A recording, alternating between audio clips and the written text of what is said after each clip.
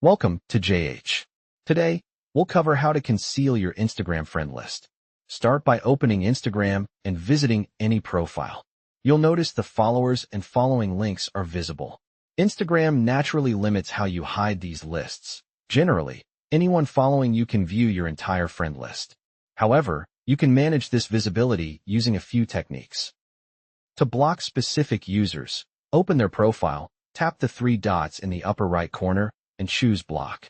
This stops them from viewing your profile or your friend list entirely. Alternatively, tap your profile icon at the bottom right, then hit the three lines at the top. Switch the toggle to Private Account. This hides your friend list from any new people who aren't following you yet. Keep in mind that existing followers can still see your list. To prevent this, you must remove them. Navigate to your followers list and tap Remove next to any individual you want to restrict. You can also set up a separate account.